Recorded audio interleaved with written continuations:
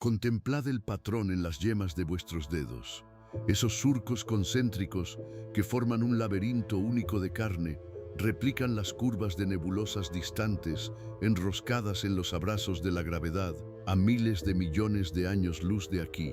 Contemplad la pupila de vuestro propio ojo. Es un agujero negro que absorbe la luz, rodeado por un iris que es topográficamente idéntico a las imágenes del nacimiento de supernovas. No os halláis simplemente en el universo se halla dentro de vosotros. Esto no es una metáfora poética ni una exageración mística, es una ley fundamental sobre la que se asienta la arquitectura del ser. Los antiguos lo denominaron el principio de correspondencia.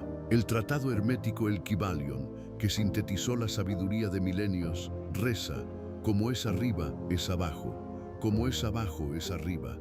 En esta lacónica fórmula se oculta la clave del código de la realidad, que la ciencia moderna comenzó a descifrar solo a finales del siglo XX. Nos hallamos en el umbral de la comprensión de que el mundo no consiste en objetos separados, dispersos en el vacío. El mundo es una anidación infinita de semejanzas, donde un pequeño grano de arena contiene el plano de toda la creación, y el movimiento de un electrón alrededor del núcleo de un átomo es un eco exacto de la rotación de los planetas alrededor del Sol. Hoy ascenderemos por la escalera de los significados para contemplar cómo la antigua hermética se une con la física cuántica y la geometría fractal, revelándonos la verdadera naturaleza de nuestra presencia en esta infinita sala de espejos. La historia de este conocimiento se remonta a la profunda antigüedad, a la figura del legendario Hermes Trismegisto, el 3 veces grande. En la tabla esmeralda, cuya edad es imposible establecer con exactitud, fueron grabadas las palabras que se convirtieron en el fundamento de toda la tradición esotérica occidental. El principio de correspondencia afirma que entre los diversos planos del ser, físico, mental y espiritual, existe una completa armonía y concordancia. Esto significa que las leyes que rigen el movimiento de las galaxias son idénticas a las leyes que rigen el movimiento de vuestros pensamientos. El Kybalion explica: este principio proporciona al ser humano un medio para resolver muchos oscuros enigmas y misterios ocultos de la naturaleza. Existen planos que no estamos en condiciones de comprender, pero aplicando a ellos el principio de correspondencia, podemos entender aquello que de otro modo nos sería incomprensible. Es una llave universal que permite, a partir de una sola faceta de un cristal, reconstruir la forma de toda la estructura. Si comprendéis el funcionamiento de una célula, comprendéis el funcionamiento del cosmos. Si sois conscientes de la mecánica de uno de vuestros hábitos, sois conscientes de la mecánica del destino de pueblos enteros. En 1975, el matemático Benoit Mandelbrot publicó una obra que cambió para siempre nuestra concepción de la forma. Introdujo el concepto de fractal. Un fractal es una figura geométrica que posee la propiedad de la autosimilitud. Esto significa que el todo tiene la misma forma que una o más de sus partes. Mandelbrot descubrió que la naturaleza no utiliza la geometría euclidiana de líneas rectas y esferas perfectas. La línea costera de Gran Bretaña, la copa de un roble, las ramificaciones de los vasos sanguíneos en vuestro pulmón y la estructura de las nubes. Todo ello son fractales. Por mucho que ampliéis la imagen de un fractal, veréis los mismos patrones repetitivos que se adentran en una profundidad infinita. La fórmula matemática del fractal de Mandelbrot es asombrosamente sencilla, pero genera una complejidad infinita. Esta es la confirmación científica del principio hermético. El universo se construye mediante la repetición infinita de un algoritmo simple. El macrocosmos de una galaxia es un microcosmos amplificado de un átomo, y el ser humano es un eslabón intermedio, un nodo fractal, en el que estas escalas se encuentran. Casi simultáneamente con los descubrimientos en geometría, el físico David Bohm, discípulo de Albert Einstein, propuso la teoría del universo holográfico. En 1980, en su libro La totalidad y el orden implicado, Bohm planteó la hipótesis de que el universo funciona como un holograma gigante. La propiedad principal de un holograma reside en que cada una de sus partes contiene información sobre el todo. Si cortáis una placa holográfica con la imagen de una manzana en pequeños trozos e ilumináis uno de ellos con un láser, no veréis un trozo de manzana, sino la manzana entera, simplemente menos nítida. Bohm sostenía que nuestro mundo visible es un orden explicativo, es decir, desplegado, que es generado por un orden más profundo, implicado, oculto. En este orden oculto, todo está conectado con todo. El espacio y el tiempo son solo una ilusión que surge al desplegarse esta realidad profunda. El principio de correspondencia aquí adquiere carne física. Cada punto del espacio-tiempo contiene en sí información sobre cada otro punto. Vosotros no sois una gota en el océano, sois todo el océano en una gota. Observad la estructura de la red neuronal del cerebro humano y comparadla con la estructura a gran escala del universo, obtenida como resultado de la modelización informática de la distribución de la materia oscura. En 2020, el astrofísico Franco Bassa y el neurobiólogo Alberto Feletti realizaron una comparación cuantitativa de estos dos sistemas. Los resultados conmocionaron a la comunidad científica. A pesar de una diferencia de escala de 27 órdenes de magnitud, la morfología de la red cósmica y la red de neuronas en el cerebelo demuestran una asombrosa similitud. La densidad de las conexiones, la distribución de los nodos e incluso el modo de transmisión de la información obedecen a las mismas leyes. Esto no es simplemente una similitud visual, es la prueba de que la materia se organiza según un patrón único, ya sea a nivel de la conciencia o a nivel de los vacíos intergalácticos. La célula de vuestro cuerpo es un microuniverso donde el núcleo desempeña el papel de luminaria central y los orgánulos el papel de sistemas planetarios. Dentro de cada célula, cada segundo ocurren millones de reacciones químicas, cuya complejidad supera la logística de cualquier megápolis de la Tierra. Las antiguas escuelas mistéricas sabían de esto mucho antes de la aparición de los microscopios electrónicos. En la alquimia, la correspondencia entre planetas y metales no era una superstición, sino una profunda comprensión de la resonancia. El oro correspondía al Sol, la plata a la Luna, el cobre a Venus, el hierro a Marte, el estaño a Júpiter, el plomo a Saturno y el mercurio a Mercurio. Los alquimistas creían que los metales en las entrañas de la Tierra eran un reflejo de los cuerpos celestes y que al trabajar con la materia, trabajaban con el espíritu. La gran obra, la transformación del plomo en oro, era ante todo un proceso de transformación de la conciencia. La pesadez e inercia saturniana del alma debía ser purificada y elevada hasta el resplandor solar de la conciencia. Aquí el principio de correspondencia funciona como un puente entre la sustancia física y la energía psíquica. Si queréis cambiar vuestro destino, debéis cambiar la composición de vuestro metal interno. Carl Gustav Jung, el gran investigador de la psique humana, llegó a la conclusión de que nuestros sueños y mitos se construyen sobre arquetipos, imágenes primordiales universales que son una especie de fractales psíquicos. Un arquetipo no es la imagen en sí, sino una posibilidad estructural, un patrón que se repite en la historia de cada persona y de cada pueblo. Jung escribió que el microcosmos de la psique refleja el macrocosmos del inconsciente colectivo. Vuestras crisis personales, vuestros enamoramientos y miedos son solo casos particulares de tramas eternas que se representaron hace miles de años. Cuando experimentáis un conflicto interno, no estáis solos, resonáis con el campo arquetípico que abarca a toda la humanidad.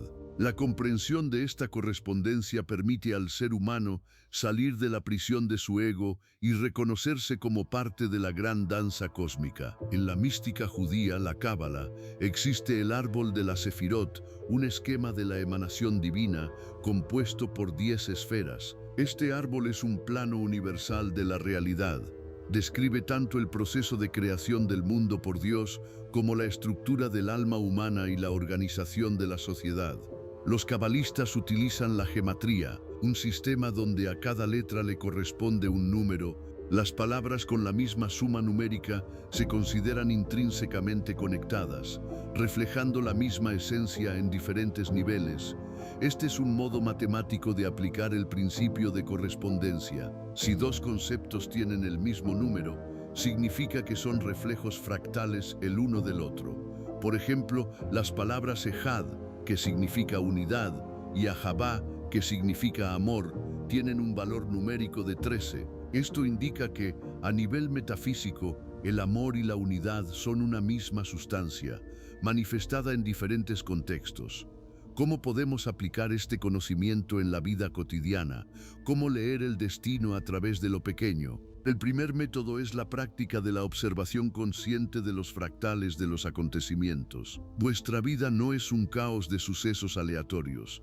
Si analizáis atentamente vuestros fracasos o éxitos, notaréis que se desarrollan según los mismos escenarios. Un pequeño conflicto familiar es a menudo una réplica exacta de vuestro conflicto con el mundo o con vosotros mismos. Si cambiáis el patrón en lo pequeño, por ejemplo, empezáis a reaccionar de otra manera a una pequeña irritación cotidiana, por la ley de correspondencia esto provocará cambios en las grandes esferas de vuestra vida. Lo pequeño gobierna lo grande. Es una técnica de palanca. Hallad ese punto en vuestra cotidianidad, que es la clave fractal de vuestro problema principal, y cambiadlo. La segunda técnica es el método del entorno resonante. Al rodearos de ciertas formas, símbolos o colores, sintonizáis vuestro mundo interior con las frecuencias correspondientes. Esta es la base de la geometría sagrada. Si vivís en un espacio desprovisto de proporciones armónicas, vuestra psique comienza a fragmentarse. Por el contrario, la contemplación de patrones fractales de la naturaleza o de la arquitectura construida según el principio de la sección áurea restaura la integridad interna. Los templos antiguos se construían como copias terrenales de los aposentos celestiales. Al hallarse en tal espacio, el ser humano, sin querer, ponía su alma en correspondencia con el orden divino. Vosotros podéis hacer lo mismo, creando vuestro microcosmos, vuestro lugar de trabajo, vuestro hogar, donde cada detalle refleje las cualidades que deseáis cultivar en vosotros. La tercera práctica es el trabajo con el cuerpo como un mapa del universo. En las tradiciones orientales se considera que en las palmas de las manos, las plantas de los pies y los pabellones auriculares se localizan proyecciones de todos los órganos internos. Esta es una correspondencia biológica, pero va más allá. Cada una de vuestras emociones se refleja en un grupo muscular específico. Una mandíbula apretada es ira no expresada. Hombros encorvados son la carga de una responsabilidad que consideráis insoportable. Al trabajar con el cuerpo, relajando zonas específicas, liberáis energía psíquica bloqueada. No podéis cambiar los pensamientos directamente, pero podéis cambiar la postura de vuestro cuerpo y los pensamientos le seguirán por derecho de semejanza. El cuarto método es la lectura de señales a través de la sincronicidad. Carl Jung introdujo este término para designar coincidencias significativas que no tienen una relación directa de causa y efecto, pero están conectadas por el significado. Cuando pensáis en una persona y ésta os llama al instante, o cuando abrís un libro en una página al azar y encontráis la respuesta a una pregunta que os atormentaba, esto es la obra del principio de correspondencia. El mundo exterior os envía señales que reflejan vuestro estado interno. Para dominar esta práctica, es necesario desarrollar en vosotros un estado de atención activa. Dejad de percibir el mundo como un decorado inerte, tratadlo como un espejo viviente. Si veis a vuestro alrededor desorden y agresión, no os apresuréis a culpar a las circunstancias. Preguntaos, ¿a qué dentro de mí corresponde este caos externo? La corrección del espejo interno limpiará automáticamente el reflejo. La quinta técnica es el uso de pequeños rituales para influir en grandes ciclos. En la magia y la liturgia, cada acción tiene un significado simbólico. Encender una vela no es solo un acto de iluminación, es una invocación de la luz interior. Limpiar la casa es una purificación del espacio mental. Si realizáis las tareas cotidianas con la conciencia de su correspondencia con principios superiores, éstas se transforman en una práctica espiritual. Vuestra vida se convierte en un ritual continuo, donde cada movimiento está lleno de significado. Este es el camino del adepto, ver lo eterno en lo transitorio y lo infinito en lo finito. Vivimos en la era de la gran síntesis. La ciencia, que durante mucho tiempo negó la mística, regresa a sus orígenes utilizando el lenguaje de las matemáticas y la mecánica cuántica para describir lo que sabían los antiguos rishis y hermetistas. El principio de correspondencia no es solo una doctrina filosófica, es un manual de instrucciones para la realidad. Nos dice que no somos astillas indefensas en el océano del azar.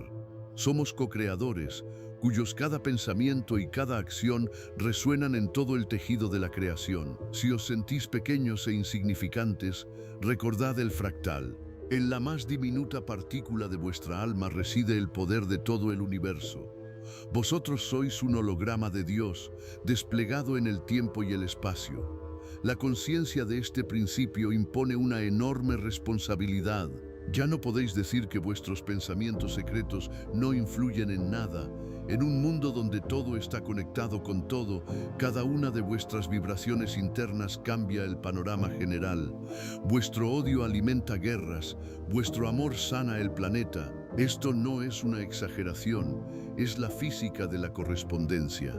Hemos llegado a la línea donde el conocimiento deja de ser mera información y se convierte en una fuerza de transformación. Aquellos que han comprendido el principio de cómo es arriba es abajo, dejan de buscar la salvación fuera, la encuentran dentro, en ese mismo punto de silencio donde el microcosmos se encuentra con el macrocosmos.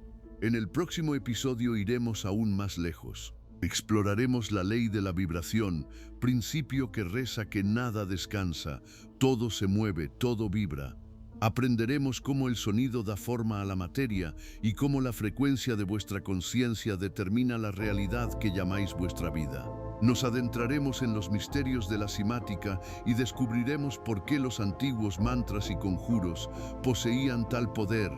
Permaneced en el flujo de este conocimiento. Vuestra presencia aquí no es casual, es una correspondencia exacta de vuestra búsqueda interna.